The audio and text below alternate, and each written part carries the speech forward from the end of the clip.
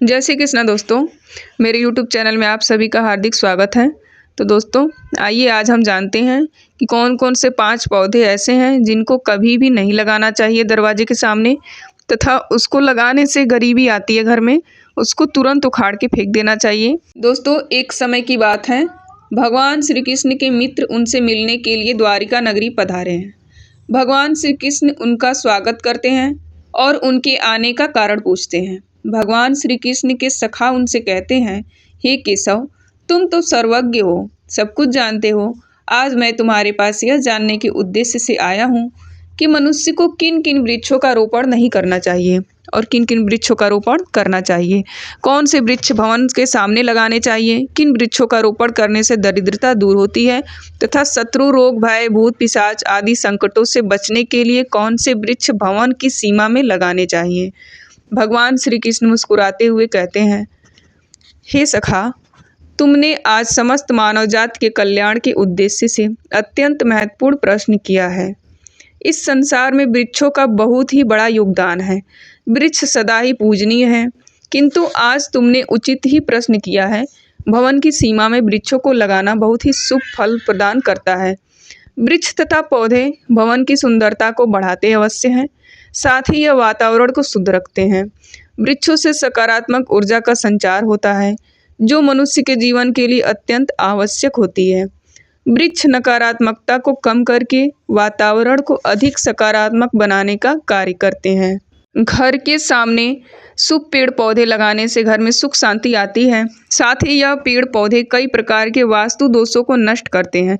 घर के आंगन में खड़े वृक्ष देवताओं के समान घर की रक्षा करते हैं। हे मित्र, भवन के पास कौन से पौधे लगाने चाहिए और कौन से नहीं, इसके बारे में बताने से पूर्व मैं तुम्हें एक प्राचीन कथा सुनाता हूँ, जिससे तुम्हें समझ में आ जाएगा कि वृक्षों का तथा पेड़ पौधों का भवन के पास लगाना कितना शुभ होता है और कौन से पौधे भवन के पास लगाने से दुख एवं दरिद्रता आती है। जो भी मनुष्य इस कथा का श्रवण करता है, उसके सैकड़ों पाप नष्ट हो जाते हैं और उसकी दरिद्रता का नाश होता है। भगवान श्री कृष्ण का सखा कहते हैं, हे केशव, मैं इस कथा को अवश्य ध्यान से सुनूंगा, कृपया मुझे वह कथा आप सुनाओ।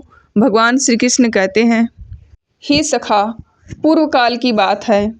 मध्य देश में एक अत्यंत शोभायमान नगरी थी। उस नगरी में धनेश्वर नाम का वैश्य अपनी पत्नी सुमति के साथ निवास करता था। धनेश्वर भगवान विष्णु का भक्त था। वह नित्य भगवान विष्णु की पूजा करता था। धनेश्वर की पत्नी भी सुशील और गृह कार्य में दक्ष थी। घर में धन धान्य की कोई कमी नहीं थी। भगवान की कृपा से उसके पास सब कुछ था। इस प्रकार से अनेक दिन बीत जाने के पश्चात धनेश्वर की जो पत्नी थी, जिसका नाम सुमति था, उसने अपने आंगन में कुछ वृक्षों का रोपण किया और नित्य उन वृक्षों को जल चढ़ाकर उनकी सेवा करने लगी। किंतु धनेश्वर की पत्नी को वृक्ष रोपण का ज्ञान नहीं था। उसे जो वृक्ष प्रिय लगे उन्हीं वृक्षों का रोपण उसने किया। जो वह अशुभ होते हैं, उन्हीं वृक्षों का रोपण उसने अपने घर के आंगन में कर दिया, जिस कारण से उस वैश्य धनेश्वर को व्यापार में काफ़ी सारा घाटा होने लगा। उसके घर में रोज कलह होने लगा। पति पत्नी में बार बार क्लेश होने लगे। उन दोनों के जीवन में अनेक कठिनाइयाँ आने लगी। धनेश्वर का सारा व्यापार डूब गया और उसका सारा धन भी नष्ट हो गया। अब धनेश्वर के पास अनाज भी खरीदने के लिए पैसे नहीं थे। वे भूखे ही रहने लगे, जिससे क्रोधित होकर उसकी पत्नी भी गुस्सा करने लगी। वह अपने पति को कोई काम करने के लिए कहती। फिर धनेश्वर काम मांगने के लिए गांव में घूमने लगा, लेकिन उसे कहीं पर भी काम नहीं मिलता था। उसने आकर अपनी पत्नी से कहा, हे भद्रे, मुझे तो कोई भी काम नहीं दे रहा है, अब मैं कहाँ पर काम खोजने जाऊँ। वे दोनों ही पूरी तरह से हतबल हो गए थे। दोनों के पास भी उद्योग करने के लिए कुछ नहीं था। धनेश्वर ने अपनी पत्नी के सारे गहने भी बेच डाले और जो कुछ भी अन्न मिला उसी से पेट भर लिया।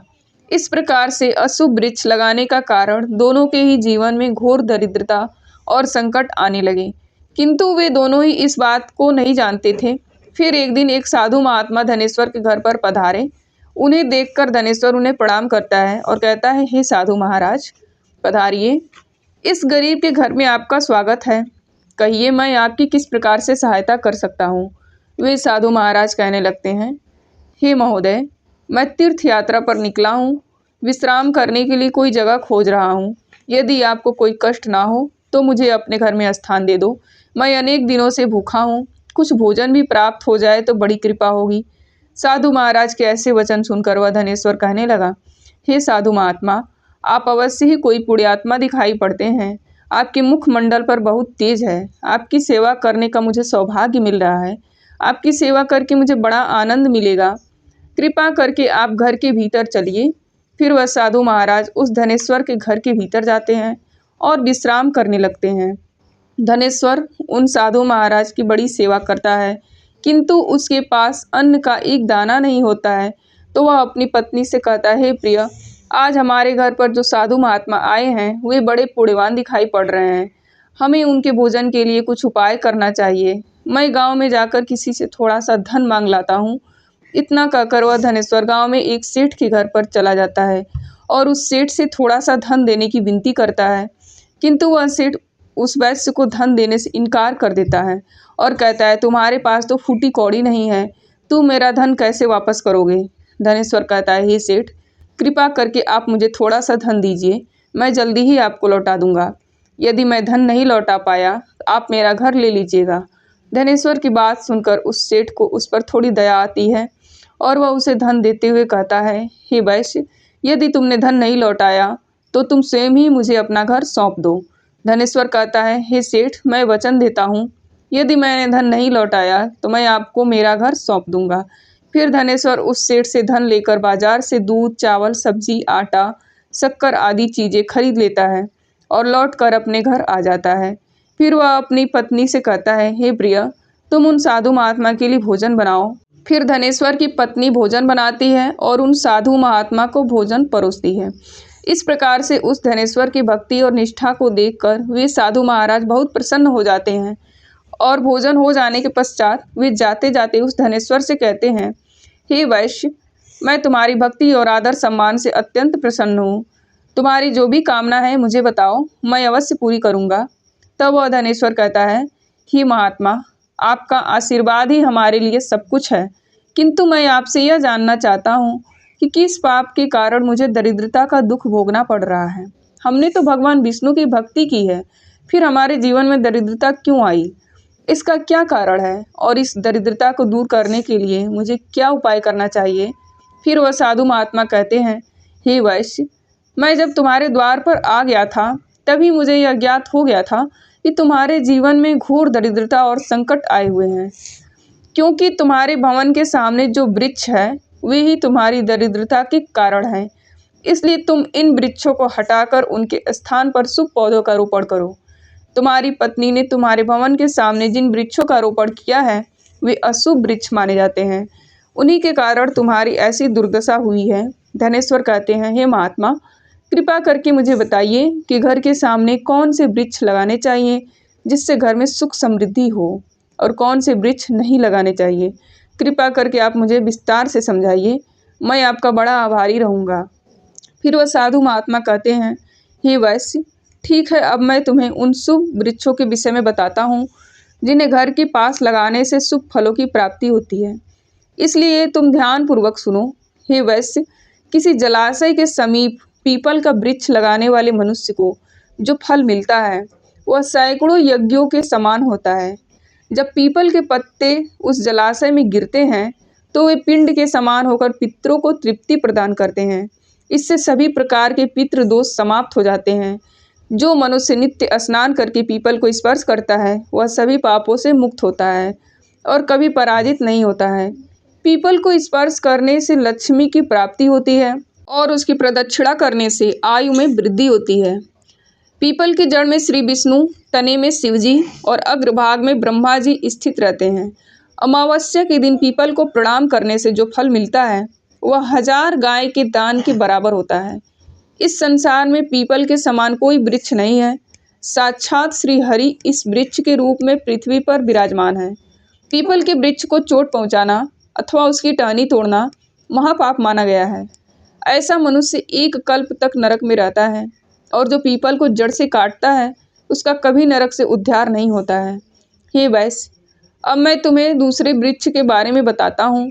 आंवले के फल समस्त लोकों में प्रसिद्ध और परम पवित्र होते हैं। आंवले को लगाने से स्त्री और पुरुष जन्म मृत्यु के बंधन से मुक्त हो जाते हैं। यह पवित्र फल भगवान विष्णु को अत्यंत प्रसन्न करने वाला एवं शुभ माना गया है। इसको खाने से सभी पापों से मुक्ति मिलती है। आंवला खाने से आयु बढ़ती है।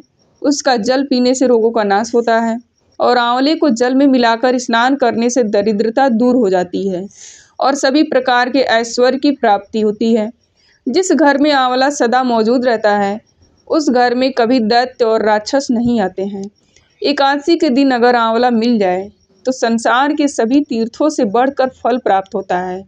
अपनी केस में आंवला लगाने वाला फिर से मृत्यु लोक पर जन्म नहीं लेता है। जिस घर के सामने आंवले का वृक्ष होता है वहां पर साक्षात लक्ष्मी नारायण निवास करते हैं। तीसरा है अशोक का वृक्ष। अशोक के वृक्ष में अप्सराओं का निवास होता है। यह वृक्ष शोक का नाश करने वाला तथा निराशा को समाप्त करने वाला होता है। इस वृक्ष को घर के पास लगाने से घर में सुख शांति बनी रहती है। अशोक का वृक्ष शीतलता और यौवन प्रदान करने वाला होता है। माँ लक्ष्मी ने जब देवी सीता के रूप में अवतार लिया था तब रावण द्वारा अपहरण करने के बाद उनका वास अशोक वाटिका में था। अशोक के वृक्ष में माँ सीता की बहुत सेवा की थी, इसलिए माँ सीता ने अशोक वृक्ष को यह वरदान दिया था कि जिस भी स्थान पर यह वृक्ष होगा वहाँ पर उनका सदैव ही निवास होगा। चौथा है पाकड़ का वृक्ष। प्रत्येक मनुष्य को पाकड़ का वृक्ष अवश्य लगाना चाहिए। यह वृक्ष लगाने से जो फल मिलता है वह महायज्ञ के समान होता है। कलयुग में मनुष्य यज्ञ नहीं कर पाएंगे, इसलिए उन्हें एक पाकड़ का वृक्ष अवश्य लगाना चाहिए। पांचवा है नीम का वृक्ष। नीम का वृक्ष लगाने से सूर्यदेव प्रसन्न होते हैं। नीम का वृक्ष आयु प्रदान करने वाला माना गया है। इसे घर के पास लगाने से नाना प्रकार इसलिए नीम के वृक्ष के पास निवास करती है। घर के सामने नीम के वृक्ष का रोपण करने से धन संपत्ति की प्राप्ति होती है। छठा है जामुन का वृक्ष। यदि कोई मनुष्य कन्या प्राप्ति की कामना करता है तो उसे जामुन का वृक्ष अवश्य लगाना चाहिए। जिस मनुष्य के घर के सामने जामुन का वृक्ष होता है उसके घर में कन्या का जन्म होता है, जो कुल का गौरव बढ़ाती है। सातवां है बेल का वृक्ष। बेल के वृक्ष में भगवान शिव और गुलाब में देवी पार्वती का निवास है। इसलिए अगर बेल के वृक्ष के पास गुलाब का पौधा लगाया जाए तो शिव पार्वती का आशीर्वाद प्राप्त होता है। उस घर में कभी दुख दरिद्रता नहीं आती है।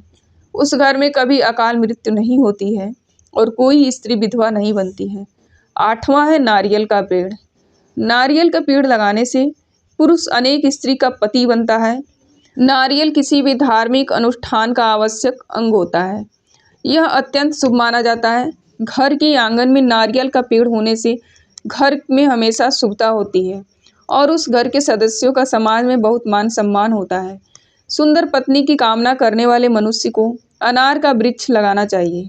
पलाश का पेड़ ब्रह्म तेज प्रदान करता है, इसलिए इसका रोपण अवश्य करना चाहिए। वंश वृद्धि और संतान प्राप्ति की कामना करने वाले मनुष्य को अंकोल का वृक्ष अवश्य लगाना चाहिए। अगर मनुष्य किसी बीमारी से पीड़ित है तो उसे खैर का वृक्ष लगाना चाहिए। खैर का वृक्ष लगाने से बड़े बड़े रोग नष्ट हो जाते हैं। यह वृक्ष आरोग्य प्रदान करने वाला होता है। कुंद अर्थात मोगरे के पेड़ में गंधर्व निवास करते हैं, इसलिए इस पौधे का रोपण अपने घर के पास करने से कार्यों में सिद्धि होती है और शुभ फलों की प्राप्ति होती है। खासकर कला के क्षेत्र में काम करने वाले लोगों को यह पौधा अवश्य लगाना चाहिए। यदि किसी मनुष्य को चोर और लुटेरों का भय सता रहा है तो उसे अपने घर के पास बेत का वृक्ष जरूर लगाना चाहिए। यह वृक्ष चोर और लुटेरों को भयभीत करता है और घर की रक्षा करता है। चंदन और कटहल के वृक्ष पुण्य और लक्ष्मी प्रदान करते हैं। इन वृक्षों का रोपण करने से दुख दरिद्रता समाप्त हो जाती है। घर की उत्तर दिशा में पाम और कनक चंपा का पौधा लगाया जाता है तो धन में वृद्धि होती है। केले का पेड़ भी बहुत शुभ होता है और यह घर में सुख समृद्धि और खुशहाली लाता है। केले के पेड़ में भगवान विष्णु का वास होता है, इसलिए घर में केले का पेड़ होने से घर में धन की कमी नहीं होती है। हरसिंगार के पौधे को पारिजात भी कहा जाता है। इस पौधे की उत्पत्ति समुद्र मंथन के समय हुई थी और माँ लक्ष्मी भी समुद्र मंथन से ही प्रकट हुई हैं, इसलिए पारिजात के पौधे का बहुत अधिक महत्व है। यदि इस पौधे को अपने घर पर लगाते हैं तो आपको माँ लक्ष्मी की विशेष कृपा प्राप्त होगी। मनुष्य को कभी भी ताड़ का वृक्ष नहीं लगाना चाहिए। ताड़ का वृक्ष संतान का नाश करने वाला होता है। जिस घर के पास ताड़ का वृक्ष होता है, घर के संतानों की कभी उन्नति नहीं होती है। मनुष्य को कभी भी अपने घर के पास बहेड़े का वृक्ष नहीं लगाना चाहिए। इस वृक्ष पर प्रेतों का वास होता है। जो मनुष्य बहेड़े का वृक्ष लगाता है वह प्रेत बन जाता है। उसके नीचे बैठकर कभी पूजा पाठ भी नहीं करना चाहिए।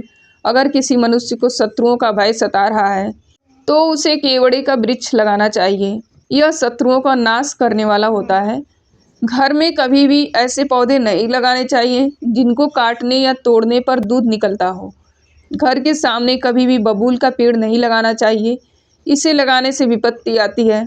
घर के सामने बेर का वृक्ष भी नहीं लगाना चाहिए, इसे लगाने से नकारात्मकता बढ़ती है, घर का नाश होता है और संकटें आती हैं। किसी भी मनुष्य को अपने घर के अंदर पपीते का वृक्ष नहीं लगाना चाहिए। इस वृक्ष को लगाने से धन का नाश होता है और दरिद्रता आती है। अगर भी है बट वृक्ष घर की पश्चिम दिशा में हो तो घर में शोक का काल चिरकाल तक रहता है। दक्षिण दिशा में तुलसी का पौधा हो तो संतान को पाप सहन करनी पड़ती है। किसी भी मृत वृक्ष की छाया पर घर पर पड़ती है तो यह मृत सूचक होता है। मृत वृक्ष को तुरंत उखाड़ देना चाहिए। वे साधु महात्मा कहते हैं, हे वैश्य, इस प्रकार से मैंने तुम्हें इन सभी शुभ और अशुभ वृक्षों के विषय में बता दिया है, इसलिए तुम इन वृक्षों का रोपण करो और भगवान की कृपा को प्राप्त करो। वह धनेश्वर कहता है, हे महात्मा, आपने आज मुझे उत्तम ज्ञान दिया है, मैं आपका धन्यवाद करता हूँ। फिर वे साधु महात्मा धनेश्वर को आशीर्वाद देकर उस स्थान से अंतर्ध्यान हो जाते हैं। साधु महात्मा को अचानक से अदृश्य हुआ देखकर धनेश्वर और उसकी पत्नी को आश्चर्य होता है। फिर उन्हें समझ में आ जाता है कि साक्षात भगवान विष्णु ही उनके घर पर आए थे। फिर धनेश्वर उन साधु महात्मा को कहे अनुसार अपने घर के सामने अनेक वृक्ष का रोपण करता है, जिससे अचानक ही उसके बहुत सारे धन की प्राप्ति होती है और उसकी दरिद्रता दूर हो जाती है। धनेश्वर और उसकी पत्नी भगवान विष्णु का धन्यवाद करने लगते हैं। भगवान श्री कृष्ण कहते हैं, हे सखा, इस प्रकार से मैंने तुम्हें शुभ और अशुभ दोनों प्रकार के वृक्षों के बारे में बताया है। अब तुम भी जाकर अपने भवन के पास इन वृक्षों का रोपण करो। तो दोस्तों, इस प्रकार से भगवान श्री कृष्ण ने भवन के पास लगाए जाने वाले शुभ और अशुभ वृक्षों के बारे में बताया है। उम्मीद है आपको यह कथा पसंद आई होगी। जानकारी अच्छी लगी तो वीडियो को लाइक जरूर अवश्य करें। कमेंट बॉक्स में जय श्री कृष्णा अवश्य लिखें। साथ ही चैनल को सब्सक्राइब करें, वीडियो को लाइक करें और शेयर करें। प्लीज़ दोस्तों, आप मेरे चैनल को सपोर्ट करें। Thanks for watching.